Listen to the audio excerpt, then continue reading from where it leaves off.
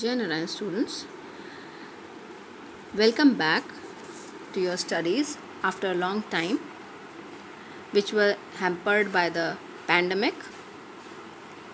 Now, for your return back, we have planned a very easy chapter, that is the chapter 3 of your drainage, which you have already done prior to your prior this summer vacations.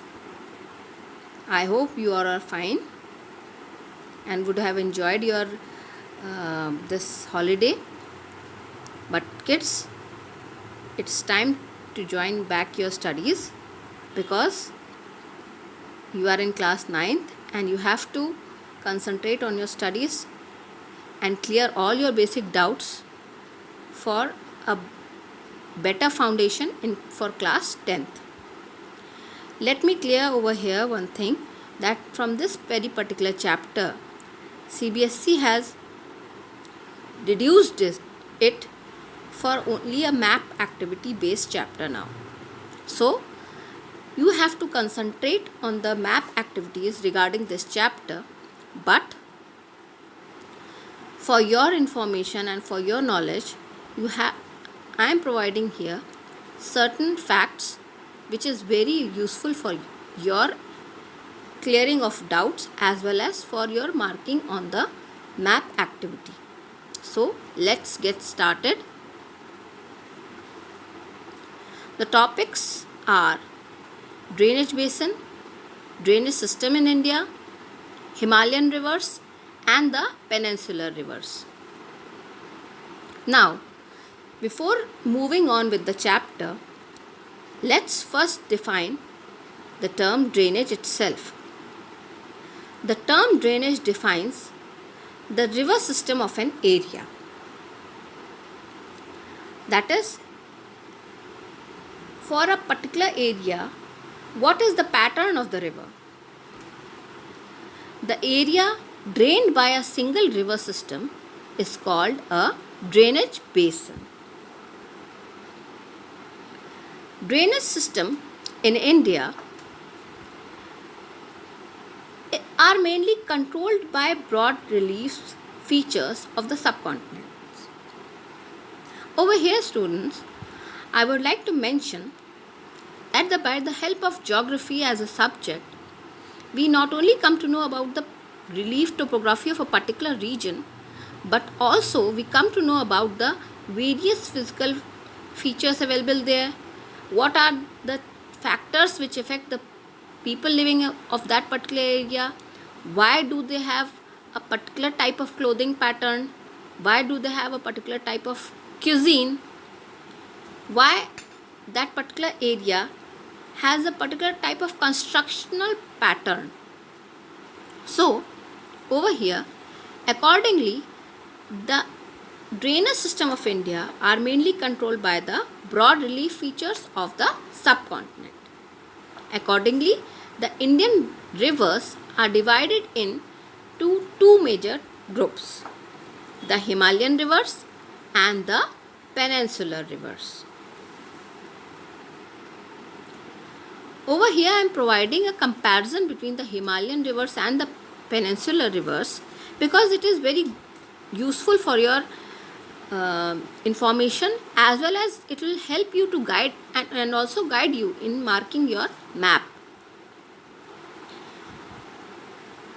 Himalayan rivers are these rivers which originate from the glaciers.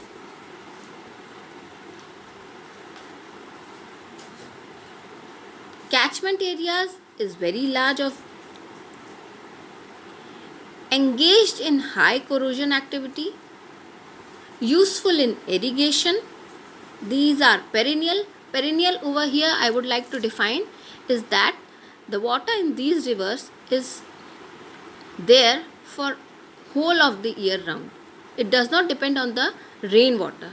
Rather, it depends on the melting of the glaciers which are situated in the Himalayan region. The best example of Himalayan rivers is the Indus and the Ganga.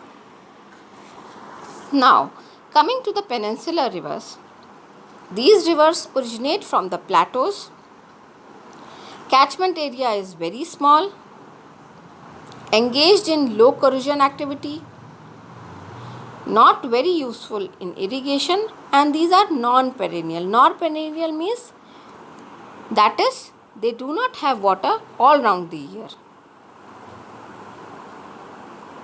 Now, in this diagram you can see how a river originates from the Himalayan regions, that is up in higher in the mountains, comes in the down the slope of the mountains to the plain area, and finally it ends in a sea.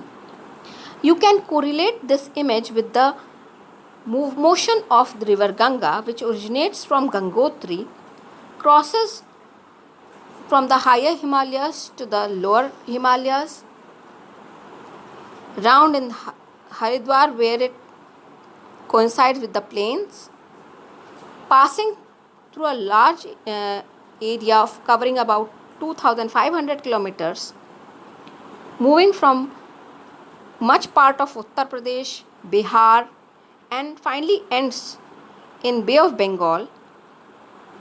This basin of Ganga is known as the Indo-Gangetic Plain, which is very fertile as well as very populous, because as this region is full of fertile soil, the productivity of this land is very rich.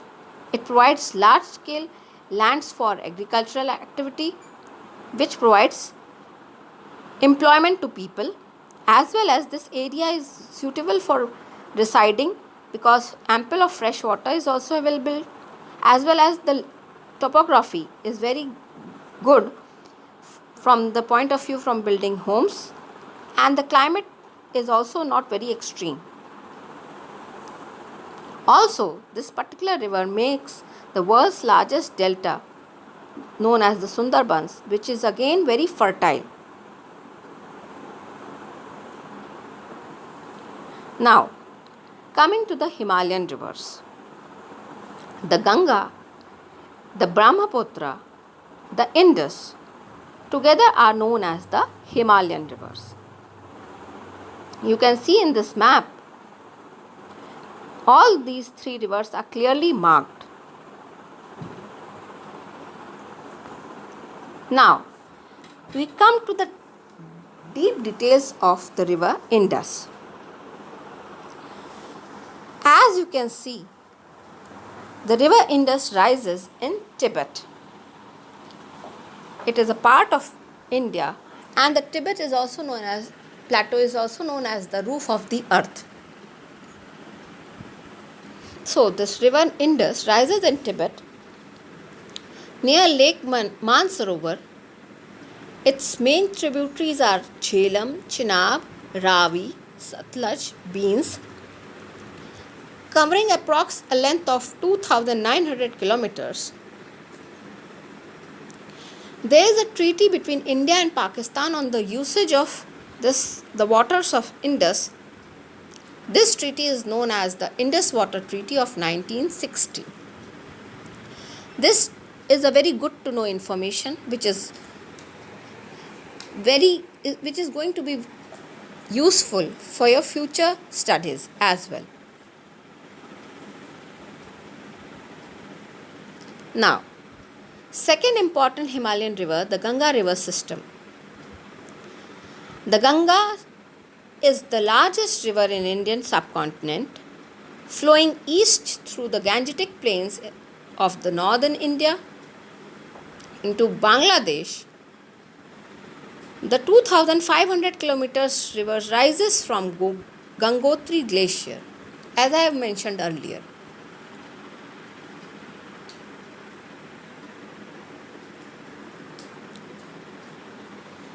The confluence of Indus and Zanskar river is shown over here in this particular picture.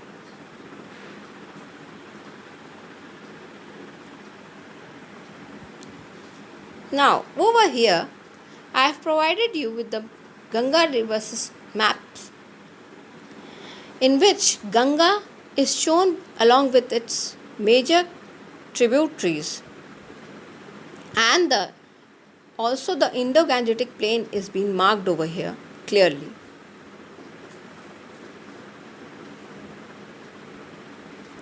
The portion which is light yellow in color covers the Indo-Gangetic Plain.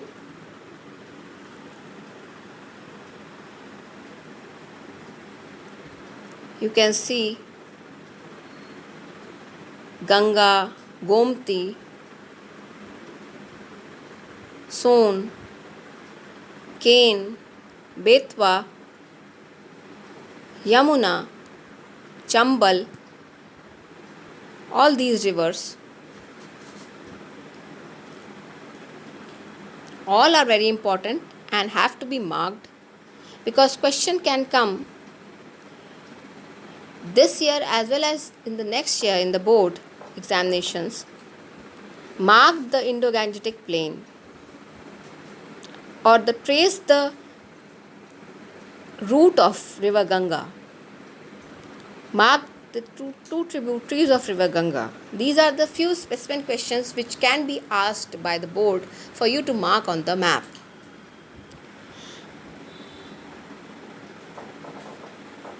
Now, the basic information of river Ganga of India. Its total length is about 2510 kilometers, that is 1560 miles. The average depth of Ganga river is 52 feet. Maximum depth 100 feet. Place of origin of Ganga river is from the foot of Gangotri glacier at Gomukh at an elevation of 3892 meters.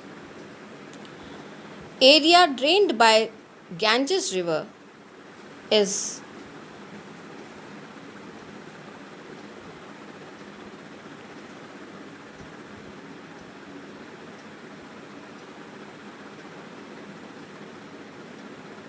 major tributaries of Ganges are Yamuna, Son, Kosi, Gandhak, Gomti, Ghaghra, Bhagirathi, etc.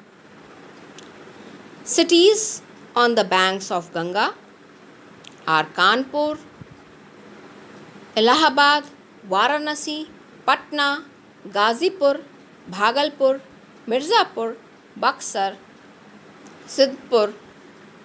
These are the few prominent cities located on the banks of river Ganga. Main features of the river Ganga system are: length of the river is 2500 kilometers. It has the largest basin. From Himalayas, the Ganga enters in the plains at Haridwar. It joined by a number of tributaries like Yamuna, Son, Kosi and Gandhak. Ganga enters Bangladesh as Padma river, because Ganga is known as Padma in Bangladesh. The river is called Meghna, where Brahmaputra joins it. It creates the largest delta, Sundarban, with the help of Brahmaputra river, which is another important river of the Himalayan rivers. The river Brahmaputra.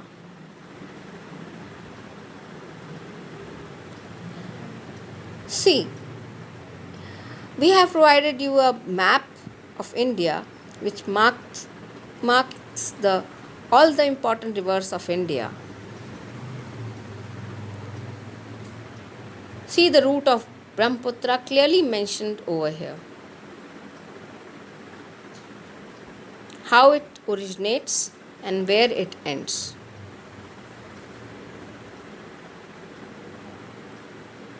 See, on this type of outline map, it is very easy to mark the states, but when you get a blank Indian map, it becomes difficult. So you have to practice to mark the outline of the states as well on the map of India, blank map of India. Now, the river Brahmaputra, whose source is in the Tibet, east of Mansarovar Lake, flows eastward parallel to the Himalayas, and on reaching Namcha Barwa, it takes a U turn and enters in India in Arunachal Pradesh through a gorge. We have taught you what the gorges are in your previous chapters and in junior classes also. Its main tributaries are Digbang and Lohit. It forms a ravine island. See how it takes a U-turn at Namcha Barwa, and from China it enters into India.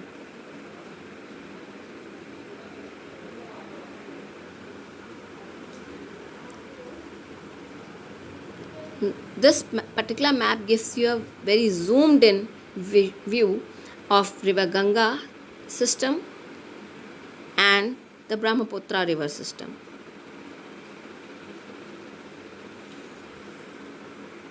Now in our next video we'll talk about the peninsular rivers of India. So in today's class, your homework is to mark the Himalayan rivers which we have discussed today, that is the Indus River, the Ganga river system and the Brahmaputra river. And do read about the peninsular river and also see the map of India showing the peninsular rivers, for which I have provided a short clue which is available in this particular map. So students, till then do follow all the rules of laid in against the fight of COVID-19, especially the SMS, that is the S stands for soap, M for mask and S for social distancing. And please make all the important notes or the form I keep on telling you between the videos. Keep on practicing the map work right from now. Make it a habit to practice map for at least 5 minutes a day, so that till class 10th you become perfect with the markings of the map. So students, till then, stay home, stay safe. Jai Narayan.